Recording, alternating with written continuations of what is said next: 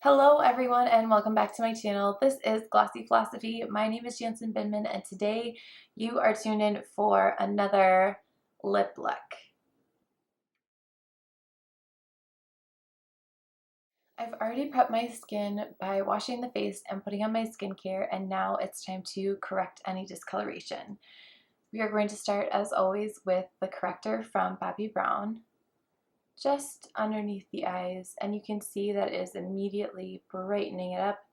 I don't have a lot left in this pan, but that's actually good because this product a little bit goes a long way. So when you have a fresh new corrector, you just want to be really careful that you aren't putting too much onto the skin. Because again, a little bit goes a long way. Even if you have super, super dark under eyes, as long as you get the right color, the product is going to do all the work for you. You just have to blend it out really nicely.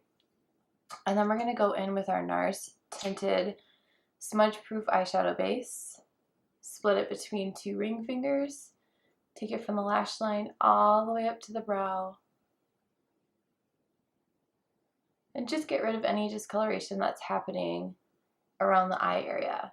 And this alone just wakes up the skin and makes you look a little bit more youthful.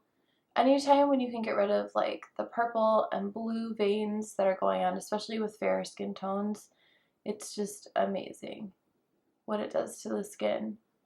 I definitely think canceling out any redness and again any veins that are kind of popping through purples and blues.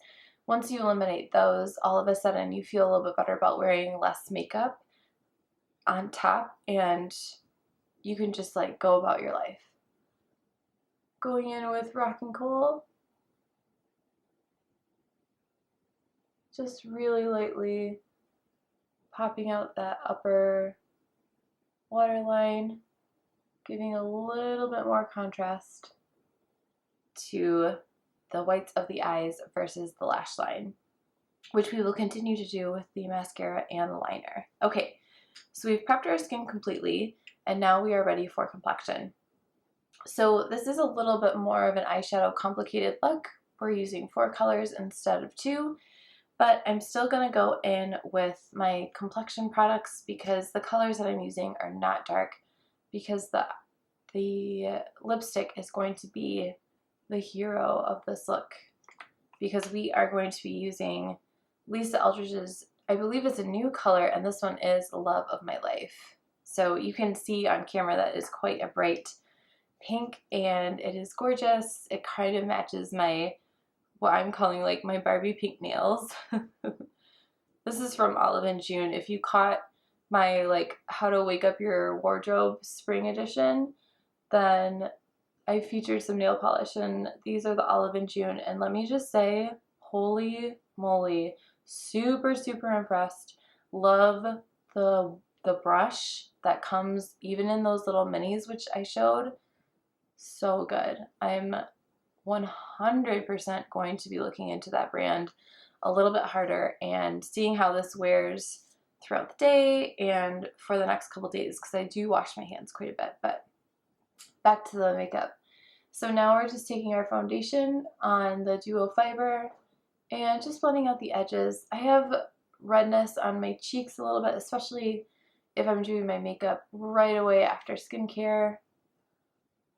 Let's talk about that really quick. Sometimes the skincare that you use can be not overwhelming to the skin, but you don't want to put your foundation on right away. How do you know? You can just feel it in your skin. Your skin feels like, if you put one more thing on me, I'm going to reject it, and it will. It will literally pill up your foundation. So sometimes you need to like go make a coffee, drink your coffee, and then go back. However, if you don't have it doesn't necessarily have to be dewy, especially if you're oily, but if you don't have enough slip to your skincare and your foundation, then it's going to be really hard to put that foundation on. So just kind of play around with it. I know I'm using quite a few skincare products right now, and I can absolutely just wait a few moments before I put on my foundation. But it's also quite dry, and my skin is getting dehydrated faster, even though I'm drinking quite a bit of water. So it's just that funny balance between how much time can you wait after you put on your product. It also depends on your products too. So I use a lot of oils in my skincare, again, because I'm dehydrated and I'm dry, so I have a lack of water and a lack of oil. So I can wait just a little bit for those to sink in. Whereas somebody who's oily is going to be using more gels, and you're probably do not have a lack of oil. So again, it just depends on the products that you're using, but you'll kind of know when your skin feels overly saturated and when it feels kind of, it's dried down just a little bit, and that's when you want to go in with your foundation. Otherwise, you'll have to reapply your moisturizer, which isn't that big of a deal. I did do a bride a few months ago who had applied her moisturizer several hours before we were doing the makeup application, and we definitely went back in, even though she was a little bit on the normal to like combo side. It just helps. Your moisturizer can act like a primer, so that's a product you don't really need unless you're doing it for like color correction.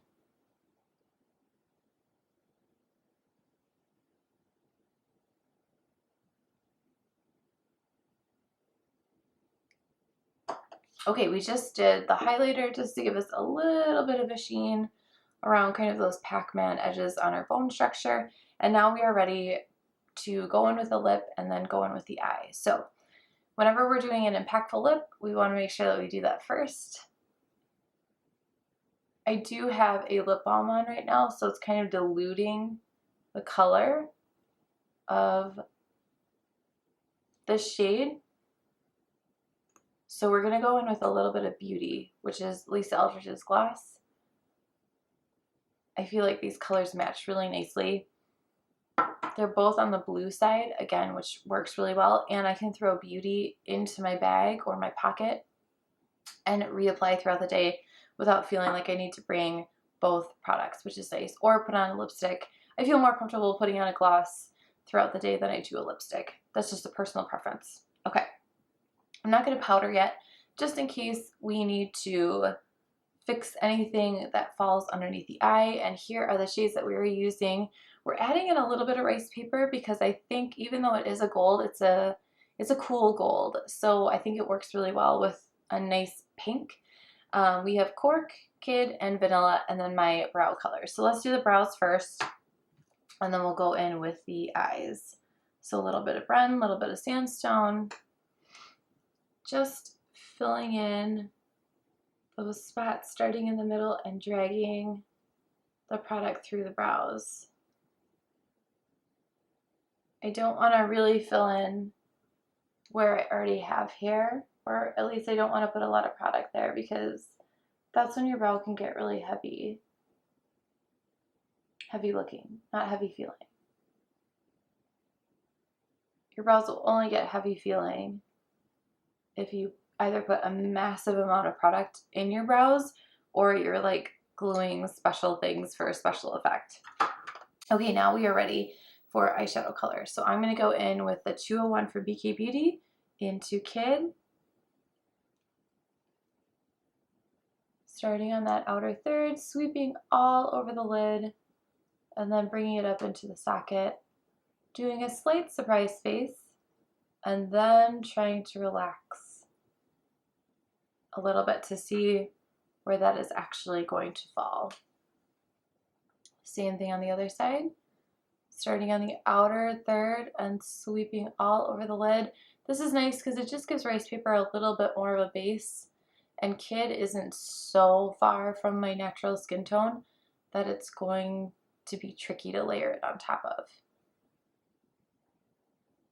Okay. This side is just a little bit more saturated than this side, so we're going to go in with a second coat. Surprise face first, and then relax. There, that looks a little bit more even. All right, now we're going to go in with a 217 I'm going to go into Cork. Cork is like a really great neutral brown.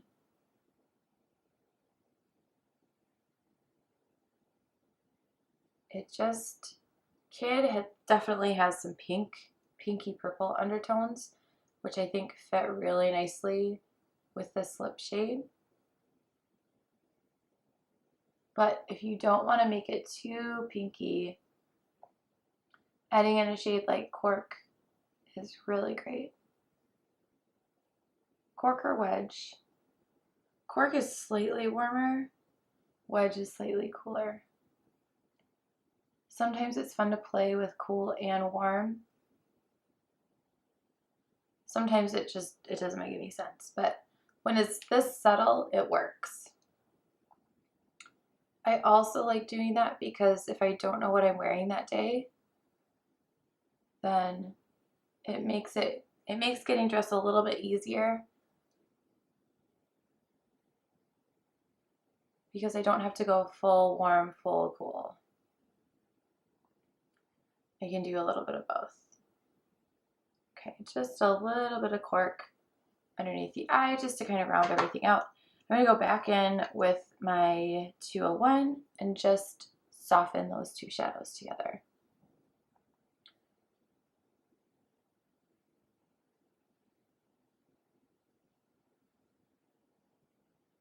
Especially on the top. Just want that really nice and soft. And I am going to go back in with a little bit of Kid. You can always add vanilla underneath the brow if we need to. All right, now I'm going to take my BK Beauty 203, dip it into Ricepaper, and I'm going to start in the middle, right where like the ball of your eye is.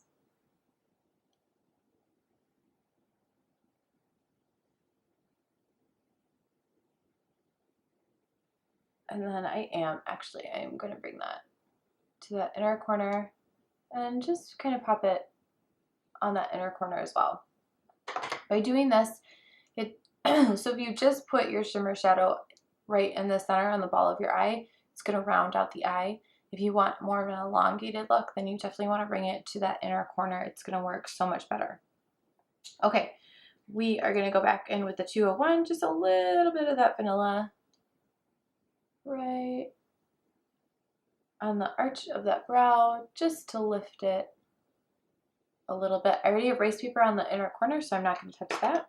And then we are going to go in with some Chocolate Shimmer by Bobbi Brown on the same angled brush that I used for my brows.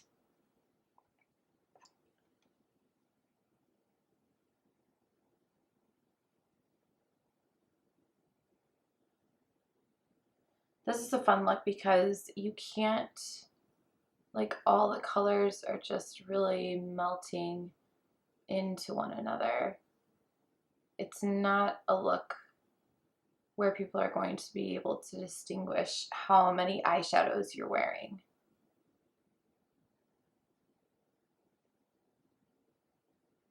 Which I think is fun when it's a little bit of a softer look. Because you're getting those colors that you want, but it's not distracting.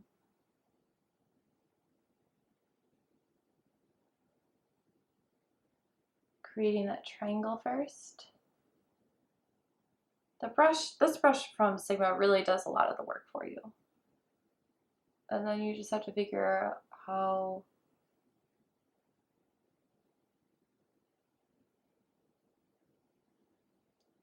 to hold your brush to get the impact that you're looking for.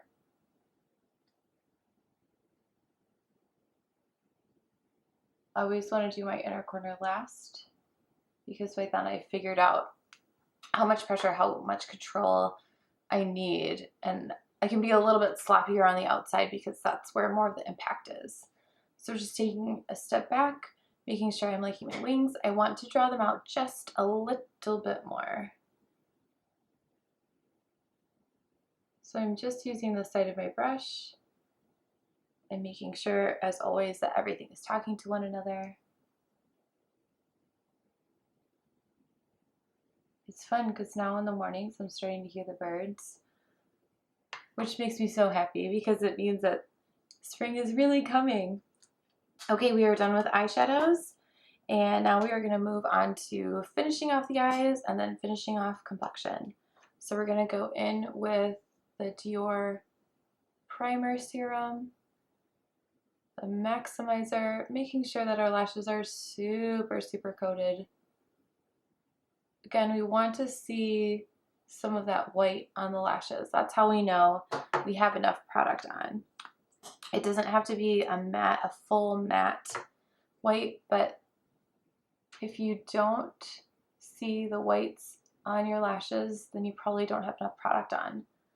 You're being too delicate with it. It's not going to give you the impact that you're looking for, which is probably why you bought this product.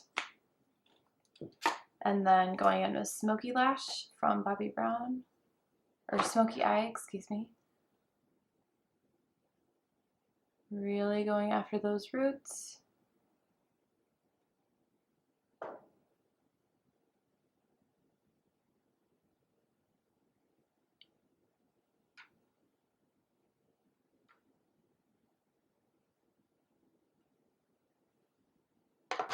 Dipping back in, I always do another dip. Each eye gets a dip into the mascara wand, or into the tube. If you're really worried about your primer drying down, then just do one eye at a time. That feels a little fussy to me, but it depends on how fast you move. Because I could definitely see the DIOR primer drying down and then it becoming a hot mess.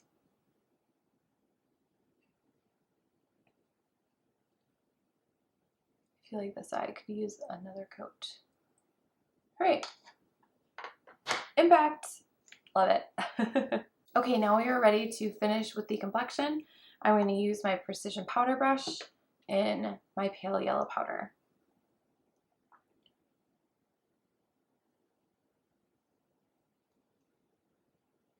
Underneath the eyes, tip of the nose for sure, chin,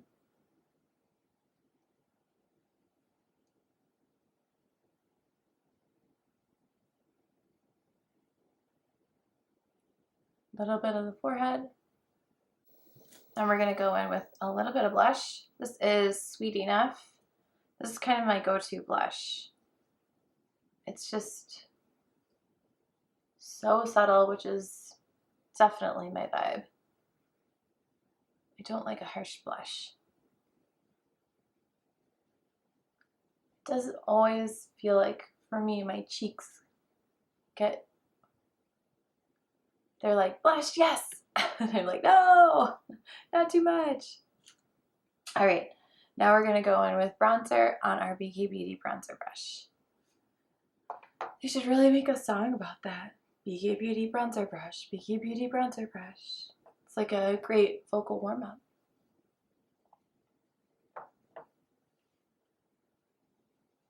All right, where are you wearing this look? You're wearing this anywhere. This is a great, like, elevated everyday look because you spent a little bit more time in your eyes. Your eyes are a little bit more defined.